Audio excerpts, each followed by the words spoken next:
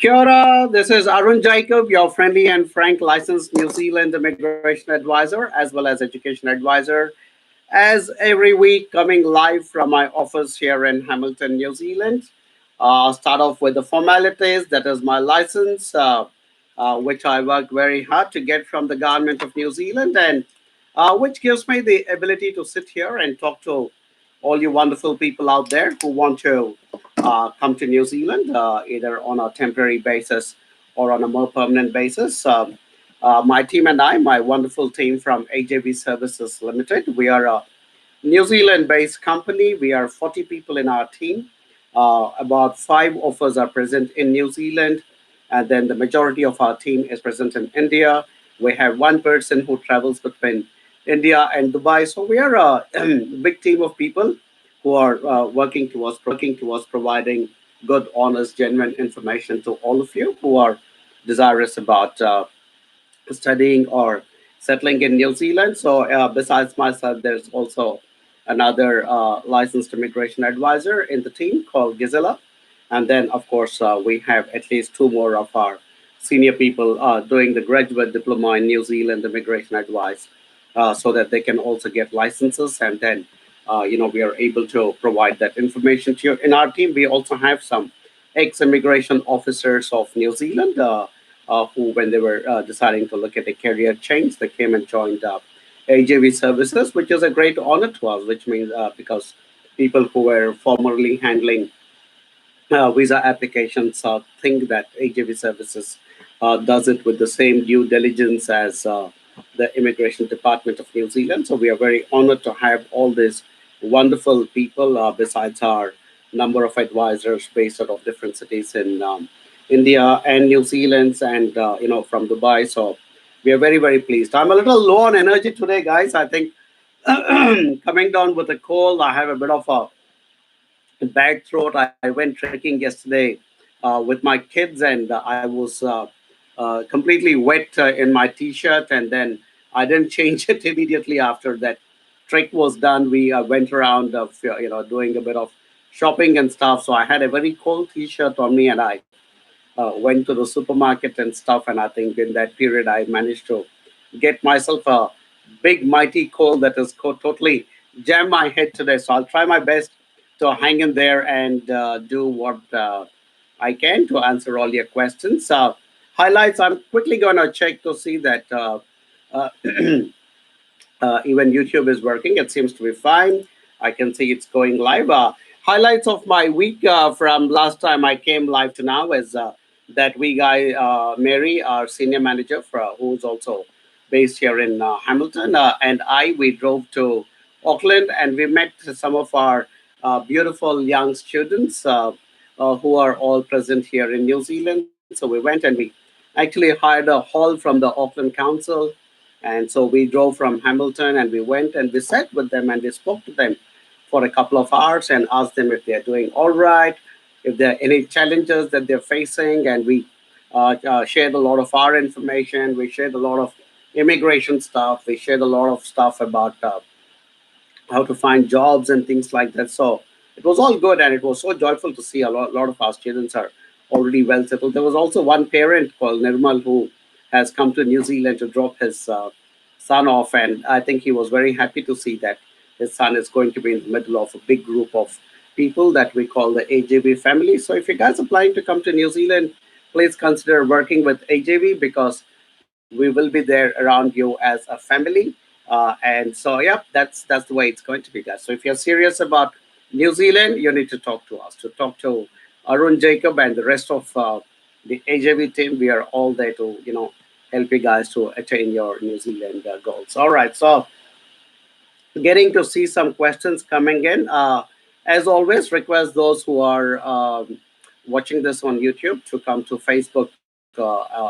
Just come to Facebook and search for AJV Global, which is our official page, and this broadcast will be coming live there. Just come and ask me questions there. Will be easy for a sick man to not toggle between too many tabs and to be able to answer you guys. All right, cool.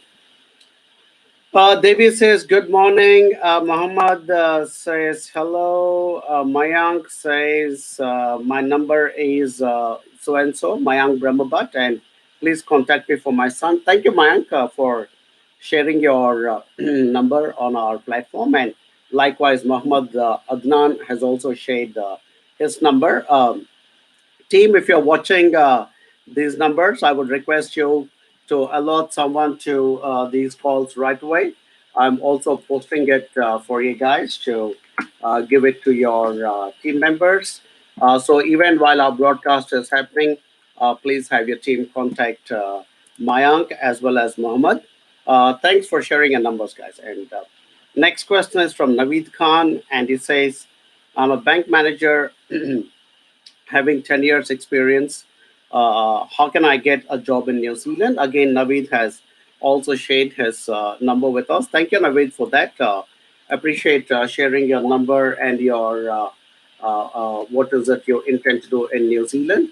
I kind of keep repeating this quite a few number of times, Naveed, but trying to find jobs in New Zealand when you're not present in the country is not very easy because you have to bear in mind that we have a lot of people, very, very talented people, good people, experienced people who are already present in New Zealand on the valid work visas or on a valid resident visa. So when an employer is in New Zealand is trying to hire somebody, it is why would they look at somebody who is not present in the country and who does not have the legal right to work in New Zealand? So that is your biggest problem is that even if you have a brilliant profile, a lot of employers will not be keen to look at you because number one, you're not present in the country. So if they go through the trouble of trying to interview you and make you a job offer, they are not sure whether you'll get your work visa or not. And because of that, why would they go through that headache? They would rather give it to somebody who is already present in the country and who has got a valid work visa or a resident visa. And that's the reason for most of you who are not present in New Zealand and who want to work in New Zealand. I get a lot of questions from people saying, hey, look, I want to work in New Zealand, help me. The problem is this, guys. You'll need to understand that no employer will go through the trouble of trying to recruit somebody who is outside New Zealand and does not have the legal right to work in it. And which is why we guys at AGV, we advocate the pathway saying, get yourself into the country, and one of the best ways to get yourself into the country and to get a legal working right is to invest money, time, and effort to study a course in New Zealand with the new rule changes that are going to occur from 26th of November. If you come and do a postgraduate diploma or higher level, you will get a 3 years post-study work visa. And for someone like you, Navid, who's got 10 years experience, it's also a good idea to kind of refresh your career a little bit. Come and do a banking related course here in New Zealand, get your 3 years post study work visa, then go into the job market and say, hey guys, look, I have a local qualification, I have 10 years work experience, plus I also have a legal working visa in New Zealand. That's when somebody is going to consider you know it. So please understand what I'm saying. Logically, it is very, very difficult, and practically as well, it's very, very difficult for people who are not present in New Zealand to be able to find work. Better option, come here. Even if you're single, come as a student. If you're married, maybe your spouse can come as a student and you can come on a work visa. So which means technically you can end up with 4 years of work visa. So that's the way to do it. To get more details, Navid, because obviously I can't spend the entire session only talking about this particular subject, have a chat with our team. Our team will get in touch with you as well. So when they call you, please have a chat with them and we will do our best for you. All right. Thanks, Navid. Amrit Sharma asks, please tell me how is the scope of health sciences? Amrit, good question. Again, health is something that is required in every society, in every country. So obviously, health science is very critical to New Zealand as well. In fact, if you look at the long-term skill shortage of New Zealand, besides people from engineering background and construction background and information technology background, a lot of health professionals are also listed in the long-term skill shortage list. So it's common sense that every country, every society requires health science, background people, health professionals. So the scope is definitely good. In fact, recently we uploaded a video on our Facebook group as well as on our AJV channel. You search for a channel on YouTube called AJV Global, and you will see we've uploaded the video of one of our students called Ojaswi Singh, who came from India, and she has a background in physiotherapy. She came and did a health science course, and she has already found a job and settling quite nicely into her career here. So definitely scope is there for health science courses. I can think of creating opportunities in the aged care sector, in the regular health sector, in the medical laboratory sector, and various other components of health sciences definitely in demand. So, good choice, Amrit, as a course to consider in New Zealand. And please talk to the AJV team, and we will give you some options. Please bear in mind it is not just the course in the college, but you also need a good friend after you land in New Zealand. You need a good guide after you land in New Zealand. You need a good counselor and advisor after you land in New Zealand, and that will be provided to you by AJV. So please decide to work with us, not just Amrit, everybody else watching. If you guys are serious about coming and succeeding in New Zealand, please talk to the AJV team, and we will make your dreams come true. All right. Cool. Okay, Vinil Kumar asks, hi sir, I'm associated with AJB and my counselor is Mariam from India. Excellent. I want to ask you how are the job opportunities after Masters in Professional Accounting? Hi, Vinil. First and foremost, thank you so much for choosing to become an AJB student and an AJB client. Thank you so much because all of you have the opportunity and the option to choose anybody, who is in this particular industry. But when you guys choose us, we feel very grateful, and from our side, we commit our long-term support to you guys, which is the reason we go to Auckland and Wellington and different places and conduct our student meets and catch up with them and ensure that everybody is fine. But coming to your course about Masters in Professional Accounting, definitely good scope because, again, I just said that every society needs health professionals. Likewise, every society also needs accounting professionals. And New Zealand runs on two accounting softwares called MYOB and Zero. So I think the scope will be good. In fact, last week I met one of our students who has come to do, I think, a postgraduate diploma in accounting from the University of Waikato in Hamilton, and I promised her that I will get her connected to two or three people in the industry. Unfortunately, I haven't yet been able to connect with her and get her connected, but we will do all those things. I personally believe the scope is quite good for accountants and people who have done a master's in professional accounting. And if you're also opting for a master's level, obviously it shows that you already have a background in this particular sector. So overall, I think the scope is good. And bear in mind, you're going to get 3 years post-study work visa in New Zealand with no restrictions on that post-study work visa. So even in the initial months after you complete your course, if you do not get an accounting-related job, you would still be able to do any job that you like without the pressure of having to work for any particular employer. So you will have 3 long years to find your groove and get yourself into the accounting field. And I'm quite certain with your own ability and with the help from the AGV team here in New Zealand, you should be able to get a good, decent career and scope in accounting, Vinil. All right. Thanks once again for choosing to work with us. And Mariam is a good advisor, so please continue to work with her. All right, cool. S.A. Jatoy asks, sorry guys, I'm really low on energy and my throat is really killing me today. Okay. S.A. Jatoy asks, I need information for immigration. Jatoy, again, this is a often asked question. Direct skilled migrant category or direct resident visa to New Zealand has become almost impossible because there are two rules that kick in when you're looking at a resident visa for New Zealand under the skilled migrant category. Number one, you should either have an offer of skilled employment in New Zealand or be employed in New Zealand in a skilled employment. That is one condition. Or second condition, you should have studied in New Zealand for at least 2 years and gotten yourself a master's or a PhD. So these are two prerequisites now. And plus, you also have to get 160 points towards your age, qualification, work experience, if you're married, spouse qualification, so on and so forth. So if you need, so you need to match one of those two conditions, plus get 160 points, and then you'll be able to apply for skill migration to New Zealand. But if you do not have either one of those two conditions, if you don't match any one of those two conditions, and if you do get 160 points, then you are likely to be given something called the skill migrant category job search visa, which is again, you're under a 1 year work visa where you can come and find yourself a job and thus fulfill that condition and then go on to become a skill migrant.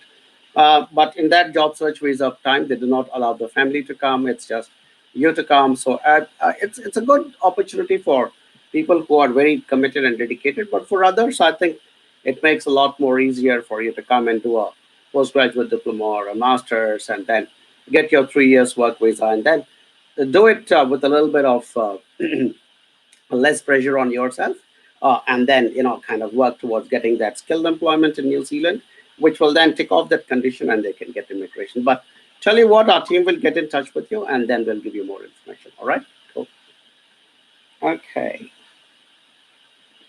Aman Gill asks, is there any possible chance in skilled residency rule? I think his Aman's question, I think, is there any possibility that they might change the rules for the skilled migrant category resident visa? I don't think, Aman, because they're both the governments, the one that is currently now in power and the one just before that, which was called the national government. They have constantly been tweaking the immigration policy, and I think it's reached a good optimal level of tweaking, and I think it's going to stay for some time. Okay, cool. But Aman, if you still want to get some assessment, send your CV. If you're married, also your spouse CV to info@ajvglobal.com. We will take a look at it and see if you qualify. And if you qualify, whether if it's for job search visa, we will tell you what is the process. Otherwise, we might put forward other options like to look at the study and settle kind of a pathway. So please share your CV. And if you're married, also your spouse CV. All right. Cool.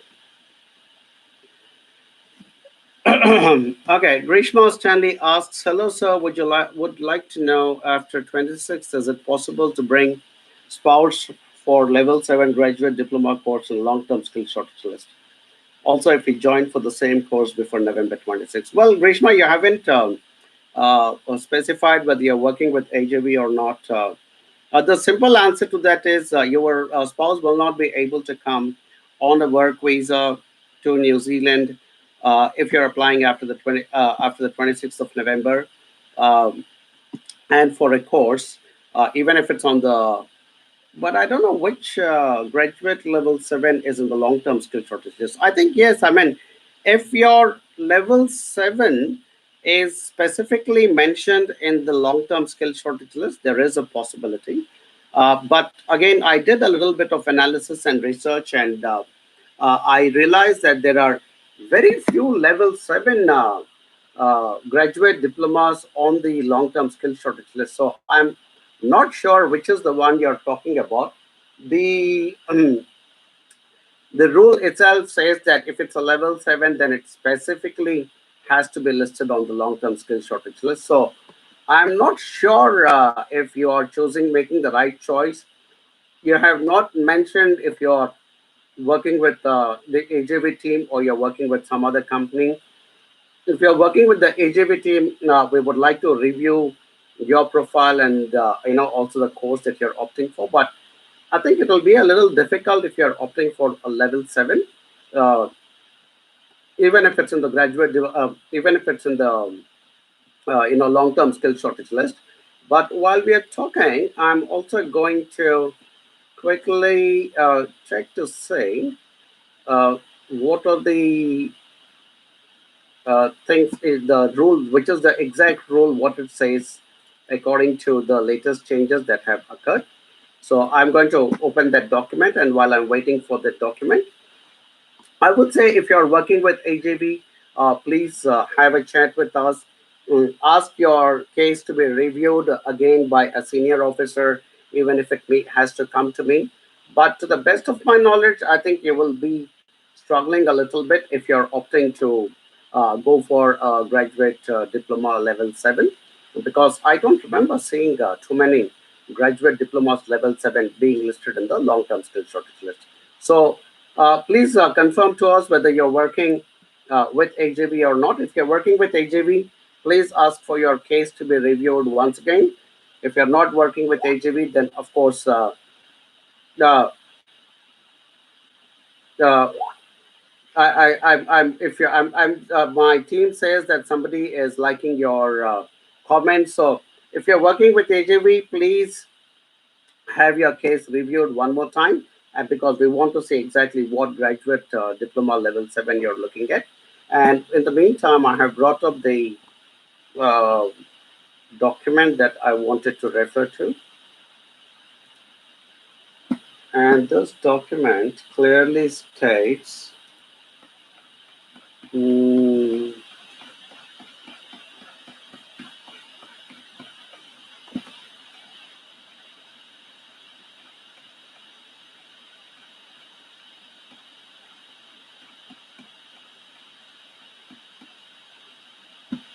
okay. This document clearly says you can support your partner's work visa application if you are studying a level 7 or 8 qualification, provided the qualification is specified on the long term skill shortage list, or it is a level 9 or 10 qualification. So, like I said, if you are an AGB student, we would like to review. And I went through when I saw this new rules that came, Rishma, I actually went through the entire long term skill shortage list to see how many graduate diplomas are there. I did not see a lot of graduate diplomas, to be honest. So I'm a little confused. Um, uh, why you're choosing that level 7, but maybe you're picking that one odd graduate diploma that is sitting inside there. So please, if you're working with AJV, ask for your file to be reviewed again, and we'll be happy to come back to you about that. All right, thank you, Grishma. Aditya Rampal, hello sir, coming to New Zealand for study logistics management level 8. What are the job market for logistics, and can I apply for PR after study? um, Aditya, I think yes, the scope is decent in logistics. Interesting, you should ask me that question. Only yesterday, I was discussing about how the city where I live, Hamilton, is about to become a big logistics hub. They're planning to set up a large inland transport depot here in Hamilton. So we are going to become part of something quite big in the business scenario of the North Island in New Zealand. So I think logistics will have a good scope in New Zealand because we import a lot of stuff, we export a lot of stuff, so there is always movement of goods happening from the ports internally and so on and so forth. And as a person who lives in New Zealand, every time I'm traveling around, I see a lot of trucks and stuff on the road. So I think logistics as an industry is doing very well, and uh, is very well, and uh, in New Zealand. And what are the job markets for logistics? Good. I can think of at least 3 or 4 of our students and clients who have done courses in logistics and found jobs. So if you're coming to New Zealand as an AGV student, we would love to connect you to the seniors in the industry so that you also get some input. Can I apply for PR after study? Yes, you can if you find a relevant job and your job matches the salary criteria, which is $50,523. So that's what we are looking at.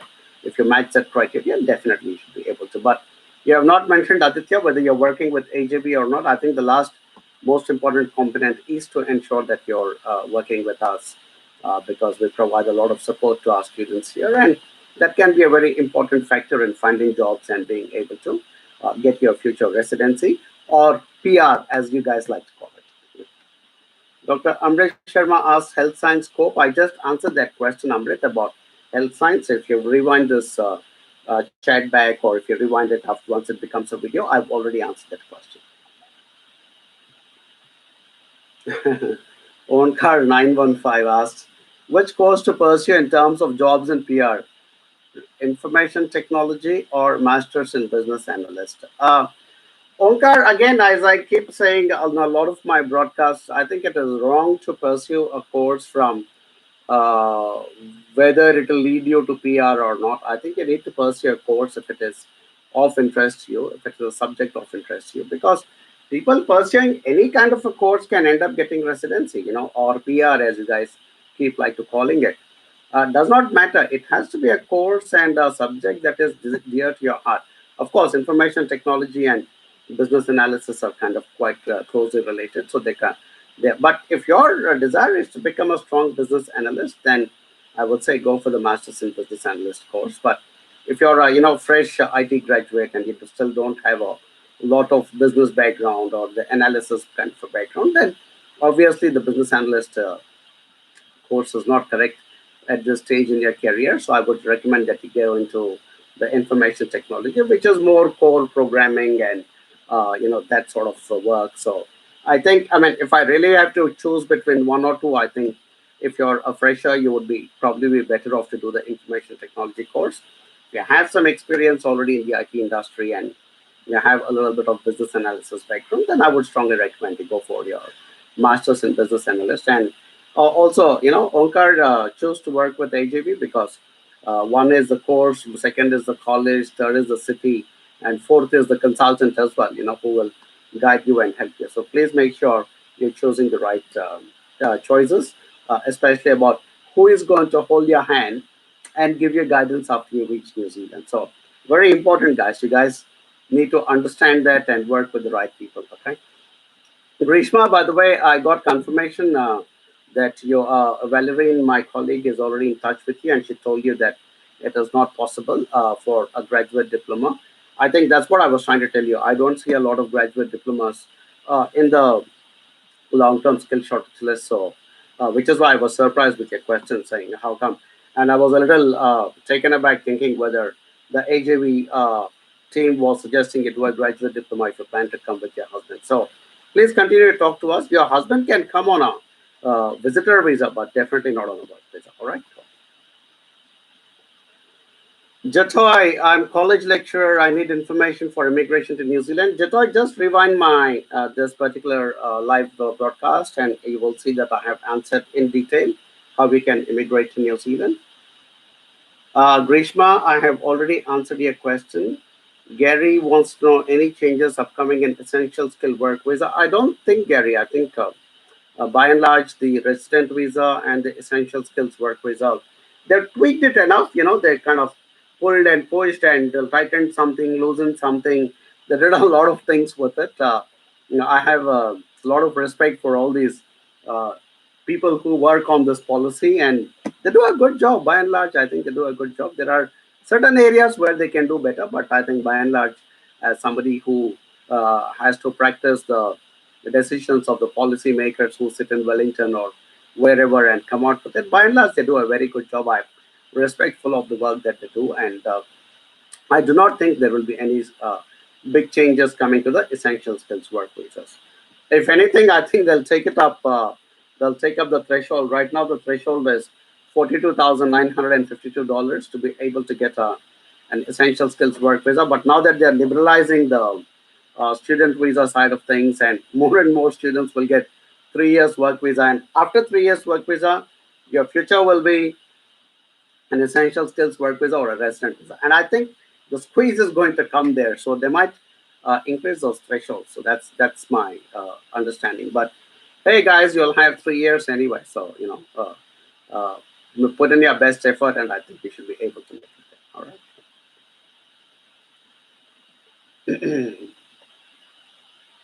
Okay, Saujanya is one of our clients who asked a question. Saujanya, I'll answer this question offline to you because I think we are already working with your case and file. It may not be right for us to discuss your case publicly in an open forum. But I'll come back to you and talk to you about it. All right? Yeah.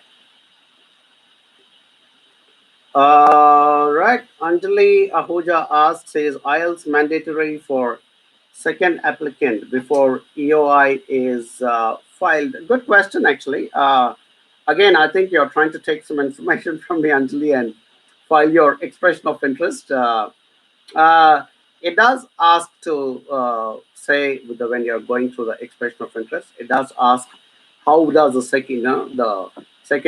secondary applicant match the IELTS requirement. So it will definitely, there is that. I remember when I fill my last EOI that it is definitely there. So I think you'll have to have that proof of how you will the secondary applicant will match it. But if you're trying to do your EOI by itself, it looks easy. I must warn you, it can be quite tricky, which is why there are people like me and my colleague Gizala and a lot of us who are from the licensed immigration fraternity. So please take professional help. This is a very important moment in your life, and you should not take the wrong steps. It will cost you money because, like all professional services, it will.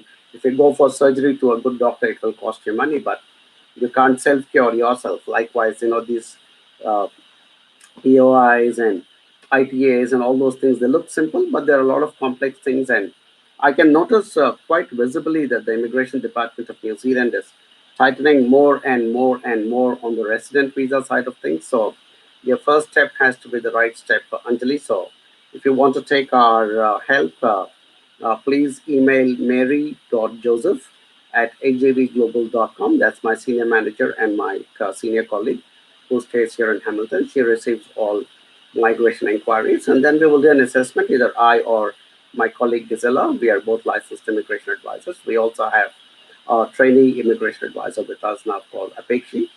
So one of us will do an assessment and come back to you. But I'd say be careful, get some professional help.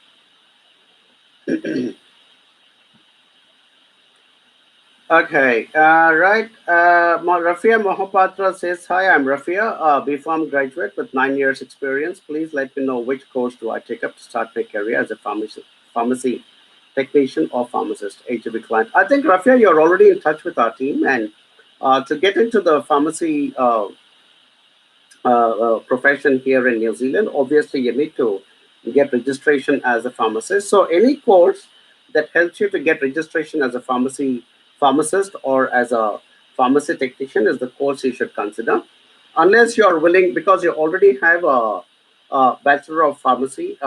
So that is also a basis for you to get registration. So a lot of people, what they do is they opt to if they already have, for instance, if I take the example of that girl called Ojasvi, who is one of our students. She has a bachelor's in physiotherapy. So she came and did a general health science course. And while she's doing the general health science course, she's also trying to get registration as a physiotherapist because of her background as a bachelor of physiotherapy. Uh, so same thing for you. You already have a bachelor's in pharmacy. So either you can opt for a course specifically in pharmacy, which will get you your registration, or since you already have a bachelor's, choose a more generic health science course. And while you're present in New Zealand, go through the procedure and the steps of completing your registration as a pharmacist or as a technician, and that's how you get into that career. All right, Rafia, and my colleague has also told me that you also spoke to Mary today. So I know you're talking to a lot of us. Don't get too confused. Here is the simple answer. If you can do a course related to pharmacy, if that is difficult to get into, then I would say even a generic health science course is also good, because if you get into a course related only to pharmacy, then you obviously also eventually need to get a job only as a pharmacist. But if you do a more generic health science course, you can get into a more generic health kind of a job in different segments of health science. So all things considered, because you already have a bachelor's of pharmacy, I think a more generic health science course was probably useful, because you already have the bachelor's. So come here, do your health science course. After that, you'll get your post-study work visa. And in that entire period that you spend in New Zealand, also try and get your registration as a pharmacist, because then you can apply for pharmacy jobs. Plus, you can also apply for generic health science, the health related jobs as well. So that will be my advice to you, Rafia. All right. And thank you so much for choosing to work with AJB. Much appreciated. And we hope to meet you here in New Zealand soon. All right. Cool. Hmm. Right. So the Torian says, "Hi, sir. I'm an AJB student. My application is already submitted to INZ for visa approval. I just want to thank you and your entire team, especially Anne and Ruben, who answered all my questions." Well, thank you so much, Torian. I appreciate your feedback. Normally, I just get questions. It's also good to get feedback and some compliments for the work. Anne and Ruben, well done. Just like the rest of our wonderful team, I think all of us I know I don't want it to sound like a marketing statement, but we guys are, we are genuinely committed to working and helping with you guys, which is why, Sundays, Mondays, we are going and meeting our students and trying to give them advice and stuff like that. Nobody actually works on a Sunday here in New Zealand, but we don't mind. Tomorrow I'm going with Mary to Rotorua, by the way, to meet some of our students and to meet Toya Homai, the institute, and ensure that everything is going well. So, thank you, Torian, for choosing us, and we will stand by you. Thank you so much. Well done, Anne and Ruben. Good job. And the rest of my wonderful team. Sachi Vargas asks, I am planning to do a postgraduate in IT, in EIT. Could you please tell me which campus would be better for me, Napier or Auckland, in regard to accommodation, expense, and job opportunities? Okay, purely purely from expense, Sachu Varghese, Auckland is going to the roof at the moment. Accommodation has become tough, and so it's become a little bit of a challenge. And it's kind of getting quite, I think, expensive in Auckland, is what I heard. Thankfully, I don't live in Auckland. See, I'm a smart guy. I don't live in the big city. I live in the small city like Hamilton, and I actually think, excuse me, I actually think you get the real essence of New Zealand in the smaller towns of New Zealand, like Napier, for instance. I've been to Napier. I made a video about Napier, and it's sitting there on my YouTube channel. Please have a look about it. I love Napier. It's a very, very cool city.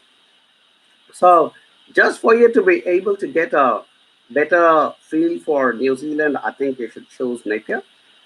Easier to live, not long distances, no traffic congestion, accommodation costs will be lower, and I think you should be able to find a part-time job and sustain yourself. The campus also is very good, the EIT in Napier. So you guys also have to bear in mind that most of these institutes of technology which have set up campuses in Auckland, they're not originally from Auckland. EIT is meant to serve the eastern region of New Zealand. That's why it's called Eastern Institute of Technology. Where I live, Hamilton, it's called Waikato Institute of Technology.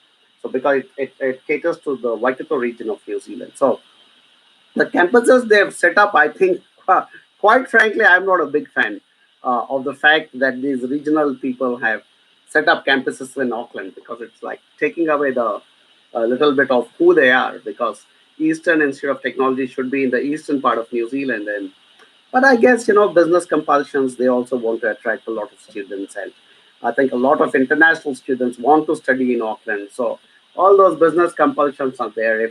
If international students like you, I like the fact that you're actually examining the possibilities of Auckland versus Napier, and it's good. But a lot of international students, unfortunately, say, I want to be in Auckland only because it's a big city, I'll get more jobs, I'll have more friends, all that nonsense. So I'd say go to the smaller cities. I'd say choose EIT Napier campus. And if you're coming to New Zealand through us, Sachu, we will come and meet you in Napier.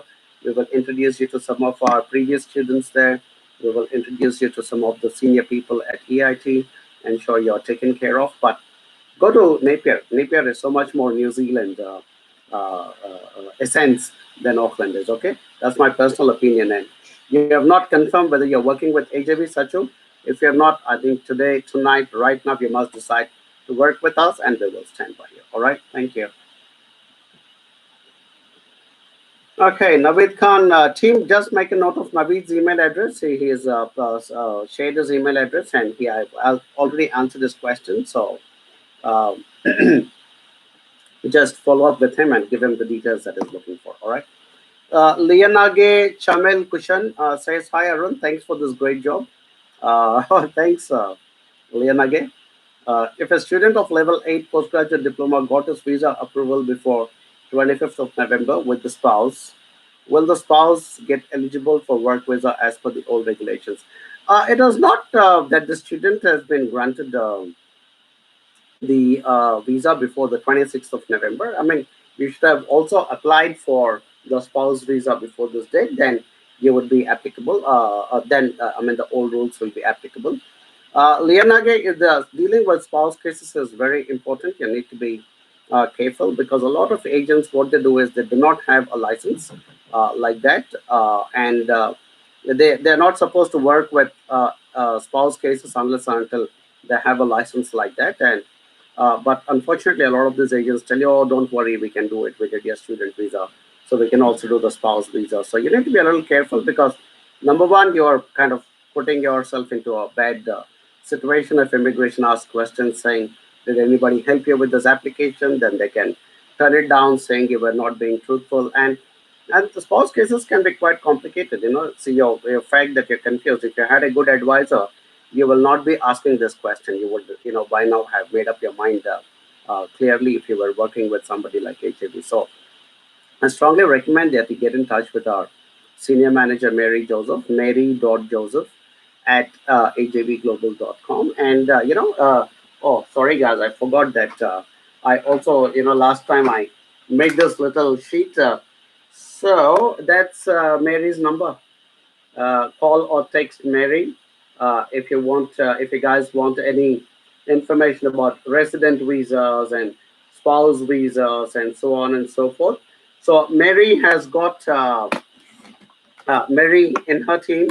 Mary has got two licensed immigration advisors. I am one of them. And then we have a colleague called Gisela. So Mary will receive your inquiry and check with us and then come back here with your details of things. And for those of you who are based in India, we guys have set up a toll free number. It's 1-800-103-6525. So you guys can call that number if you're based in India, and we will be able to. One of our advisors, we are about 35 people based out of India. Or if you're not based in India and you're outside India, or if you prefer to chat with us through email, then at the bottom there is the email address info@ajbglobal.com, and we guys can get in touch with you. So, Mary in New Zealand for all resident visas and spouse visas and so on and so forth. And Mary is also available on, sorry, okay. Mary is also available on WhatsApp on this number, so you can chat with her on WhatsApp and make sure that you get yourself the required information from me or Gisela. And if you guys are looking at information from India, that's the toll free number. Outside India, just send us an email and we will be able to connect with you. And if those of you who want to connect with Mary directly here in New Zealand and want to ask about further work visas and resident visas and so on and so forth, please text her or WhatsApp her or get in touch with her on that particular number. All right. So, Jigar Desai.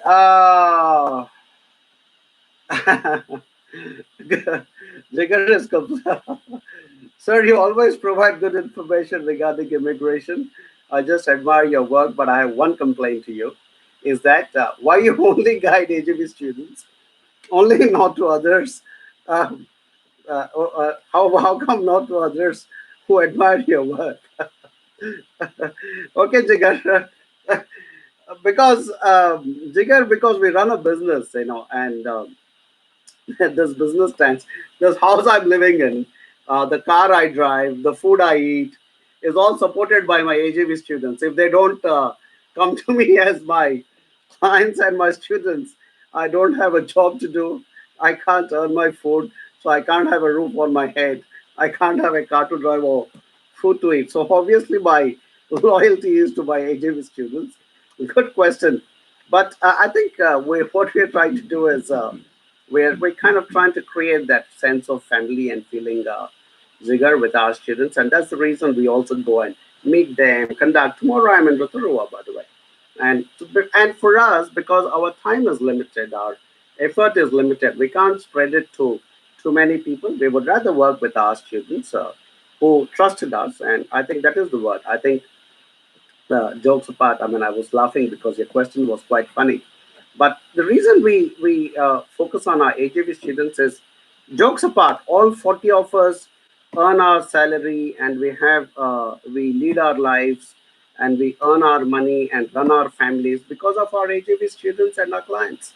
Simple as that.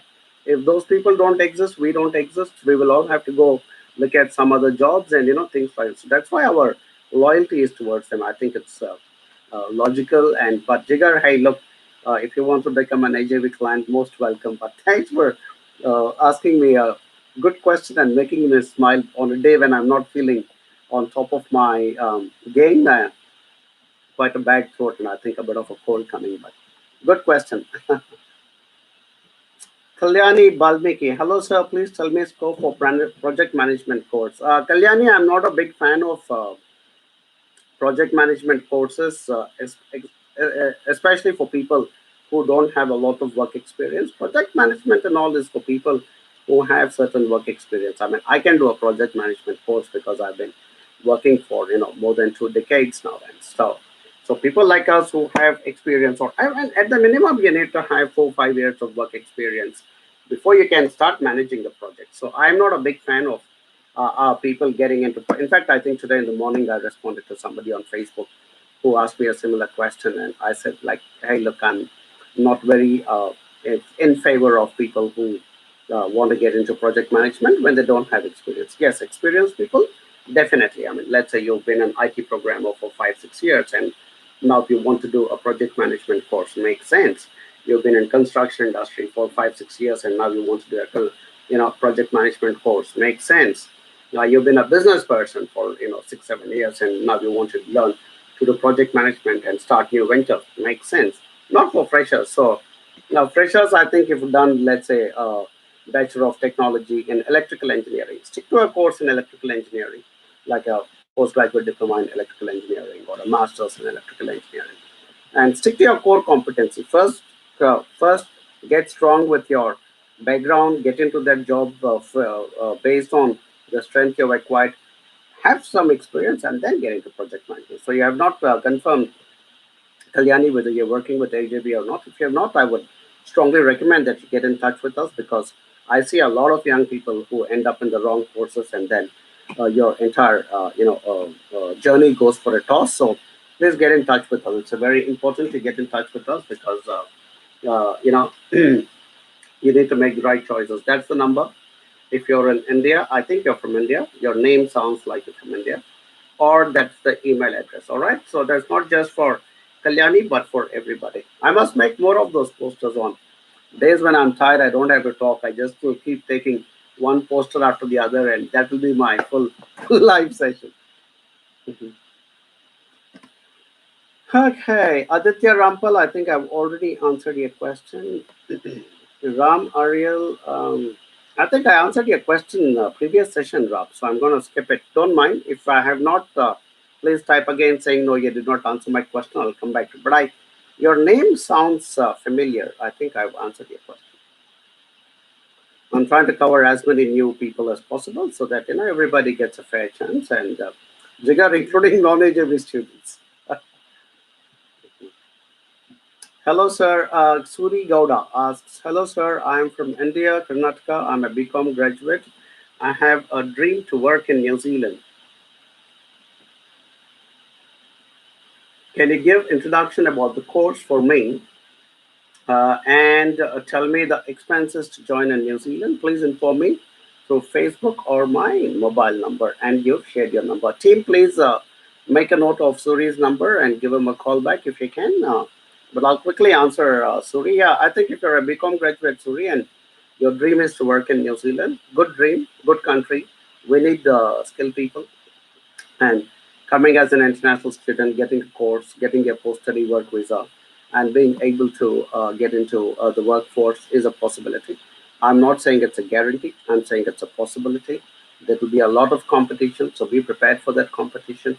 And it will not be easy. You'll have a lot of challenges, so be prepared for all of that.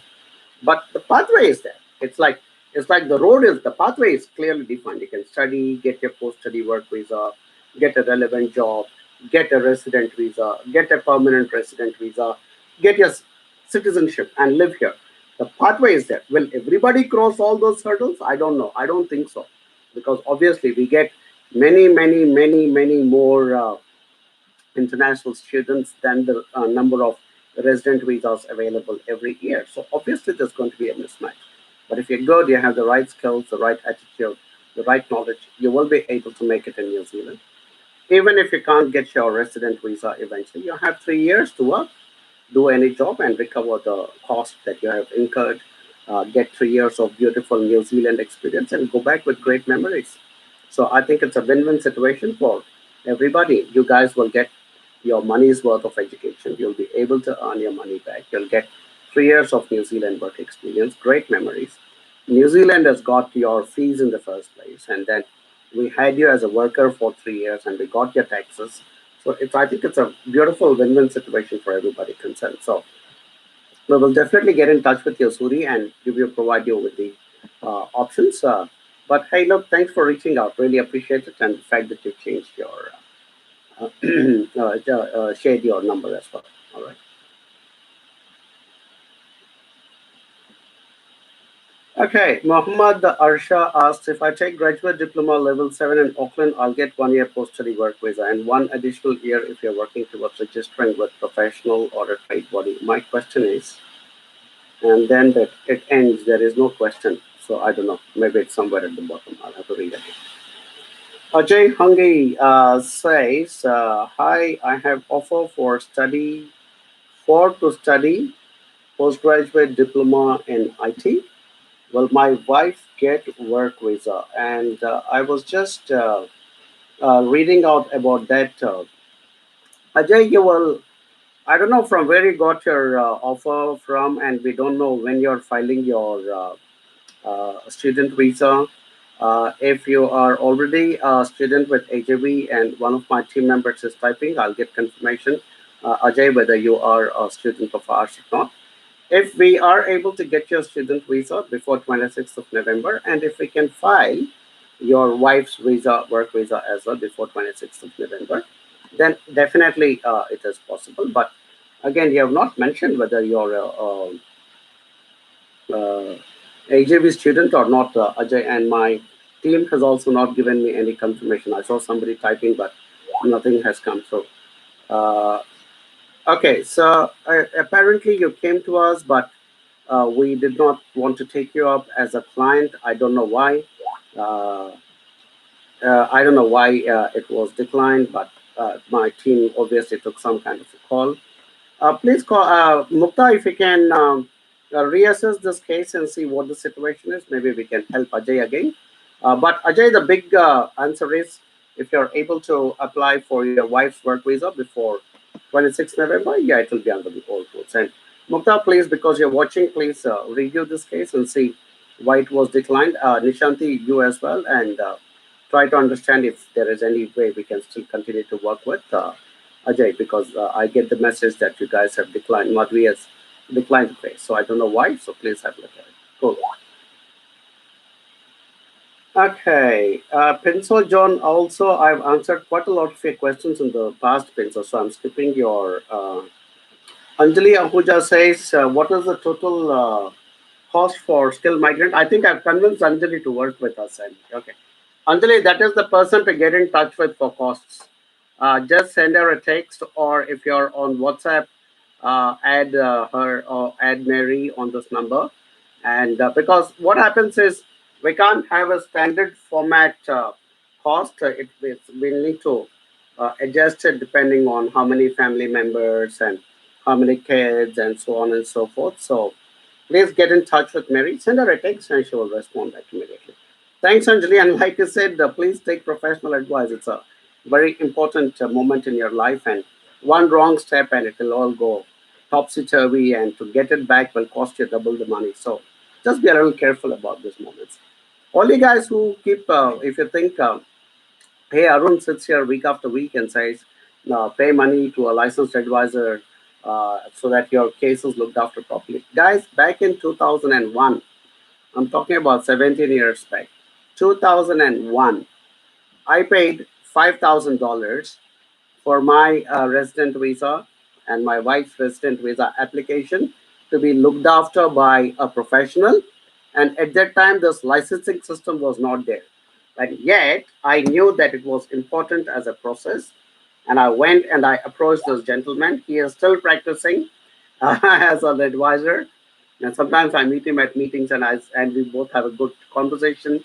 I've been in the industry from 2004 So about 14 years, 15 years, I've been there. So yeah, I mean, you guys need to get good professional advice. So back in 2001, I spent $5,000 on getting my resident visa into place. Good money spent. So look at it. I don't even think of that $5,000 that I spent back in 2001. I enjoy my life in New Zealand day after day with peace of mind. Okay. So Satish Kumar has shared this number, team. Thanks, Satish, for sharing your number.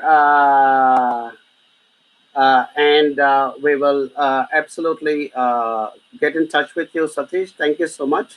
If nobody calls you, Satish, you can also call us back. That's the number. You can call us on that number in India, and one of our advisors will get in touch, or you can email at the bottom there, and we will definitely. Thanks for sharing your number, Satish. And Ajay, I just got confirmation from my team that they have not declined your case, but they have requested additional documents. Please share your additional documents, and I need to.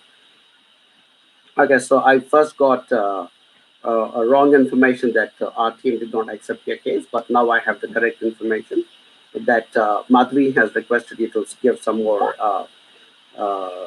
documents, and apparently you also have some other history of previous visa rejections and stuff. So we will examine it. I've asked my senior people to look into the matter. We will come back to you. All right. Monique Suarez says, "Hi, sir. Are your student services for free?" I talked to one of your people, and they told me I need to pay 1,000 New Zealand dollars because I'm a potential student outside New Zealand. Yes, Monique, we have a policy where our student services are free for people from certain countries. There are certain countries from where the visa application acceptance or decline rate is varying. So, where there is a possibility that we may not be able to earn all our revenue by working with a student, especially coming from a country where the decline rate is a little high, and we run the risk of processing your application for weeks and months together and putting in a lot of time and effort and money, because our team gets paid a salary. So from certain countries we charge a small amount of 1,000 New Zealand dollars just to cover our time and effort, and that's the reason for certain countries we charge a processing fee. We also charge a processing fee for people who have had previous visa declines, because when somebody has had a previous visa decline, also it the chances of getting a successful outcome are less. So if there is no successful outcome, there is no revenue or income to the company, and so we would have done a lot of the work for weeks and months together, and immigration work is quite taxing. Each application takes months of time and effort. So in those instances we do ask for a small service fee, and that's the reason, Monique, I think my team would have told you that there is a fee involved. But in certain instances, we do not charge a fee because we know that the chances of getting the visa are good, and so on and so forth. If you have any concerns about the fees, please get in touch with your advisor and ask that you want to speak to the manager, and we will definitely take a look at it. All right. Thanks, Monique. Gehan is laughing with tears out of his eyes. I hope not laughing at us. Okay, my team, guys, I'm really in a very dull mode today. I'm not in my usual self. I also ran out of t-shirts, so I have to wear my checks shirts now. So, but anyway, my team has said it's time to go away. So there you go, ringing the bell, saying that I'll have to wind this up in the next 4 or 5 minutes. Okay, Nakul Harish says, "Hi, I have done diploma in electrical and electronics engineering and have 15 years experience in marketing, which is entirely different from my study. Please let me know which course should I take." Good question, Nakul. I think actually very good question. I think I like this question because I know you have a background in electrical and electronics engineering, so but 15 years you have been in marketing, and so that means you have not been a hands-on technical electrical and electronics guy. And I see a lot of people do that. I mean, in the past when I worked for large companies, I've seen a lot of people who've done BE or BTech or something, but they ended up becoming very good sales professionals. I mean, For instance, if I take the example of, let's say, the CEO of Google, the guy would have done a course in technology at his bachelor's level, but I don't think he actually sat and coded in the last 20 years, so or 15 years. So uh, sometimes some of us move away from our core technology into sales and marketing, for instance. Because you're in sales and marketing, I think you need to stick to a business course because your background is solid. Your 15 years of experience is fantastic. You have a good technology background to fall back upon. So come and do a course in New Zealand, which is in business, ideally with good, strong papers in sales and marketing, and try to enter an industry which is similar to the industry where you worked in, which is maybe it'll have a background in electronics and and